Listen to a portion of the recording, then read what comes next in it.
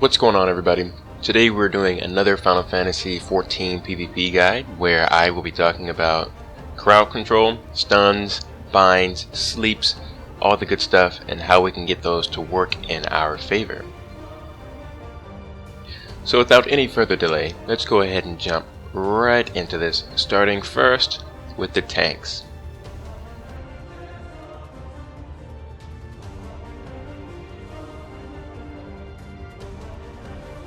First on our list for today, we will be talking about the Paladins.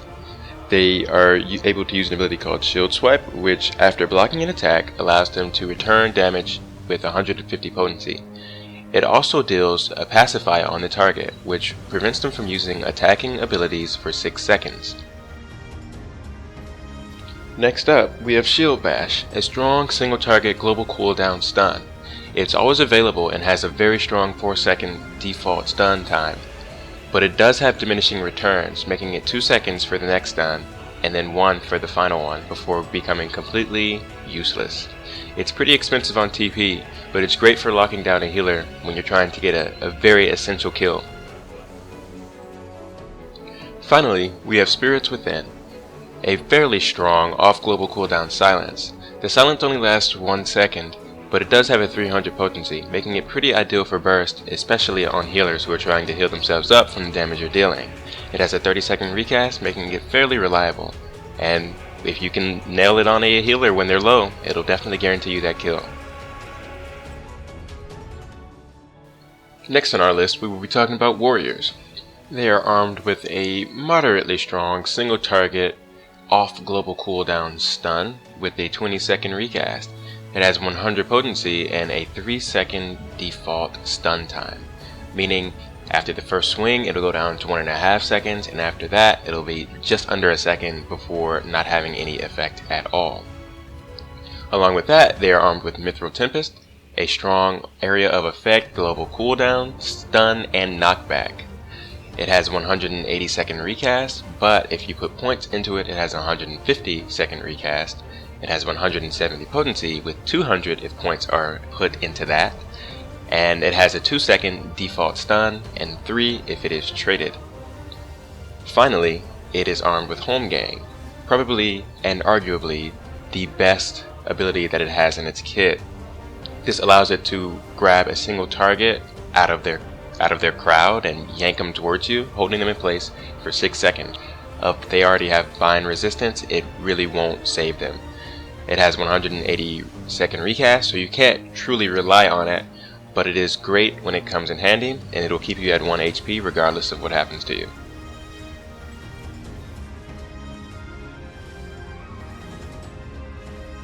Finally on our list of tanks, we will be talking about the Dark Knights.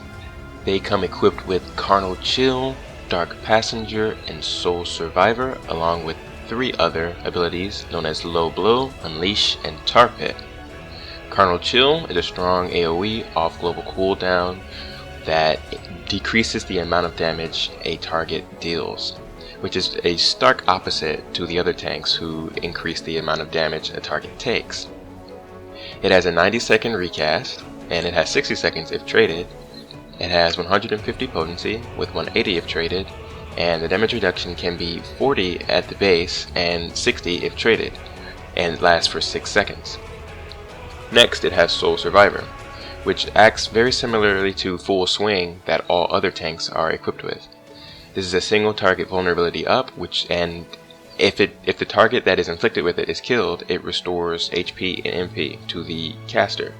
It has a 120 second recast, and the target takes 10% more damage over the course of 15 seconds.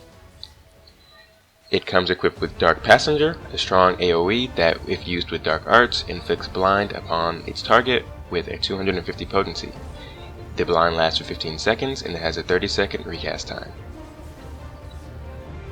Dark Knights are also equipped with Unleash, an AoE on global cooldown with 100 potency and a 6-second bind by default.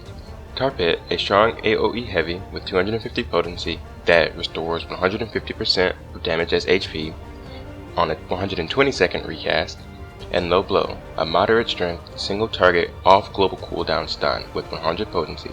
It has a 25 second recast and a 3-second stun by default.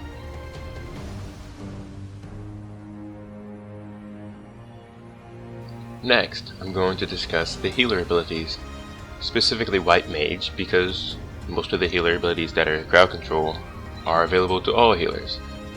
White Mage has a few that are exclusive to it in particular, but aside from that, CCing as a healer is pretty much the same across the classes.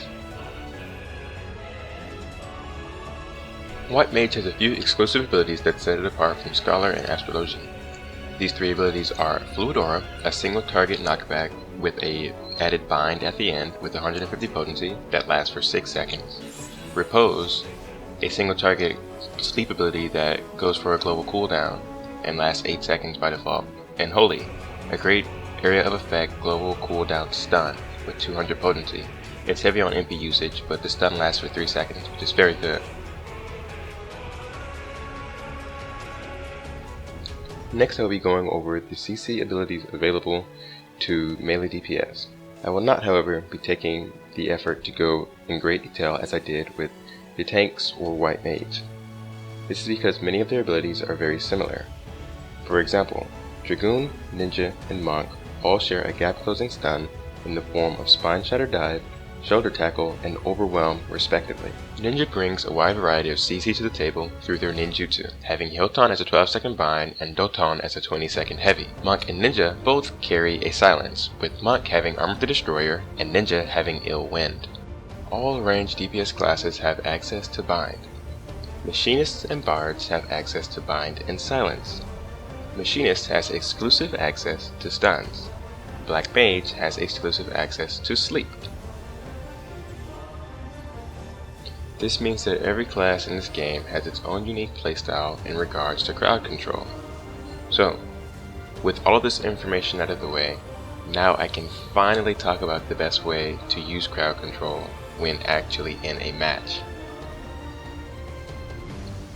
As I mentioned before, all crowd control abilities aside from silence have a diminishing return that reduces the effect of the ability by half each time it hits you up to 3 times. After the 3rd hit, you will be completely immune to crowd control that you are being hit by. So if you are hit by stun 3 times, after the 3rd stun, you will no longer be stunned by that ability. This means that for DPS players who learn this mechanic very well, any target becomes an easy target to take down. For players who are healing and learn this mechanic very well, you become an unstoppable god able to keep anyone from dying and keeping yourself alive at the same time. It's a very important mechanic to learn because it's the best way to secure kills, or it's the best way to get yourself out of a jam. I will now list some situations on the screen that will come in handy for when you want to know a good time to use crowd control or when not to.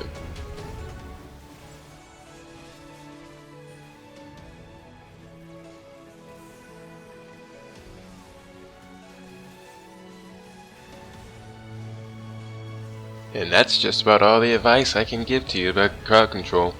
I hope that watching the video has been enlightening and helpful to any people who are looking for this sort of information. If it has, let me know in the comments, or if it hasn't, also let me know in the comments. I appreciate that as well. Thank you so much for watching, and if you like it, leave a like, and sub if you're interested. Thanks again so much for watching, and I will see you next time. Take care.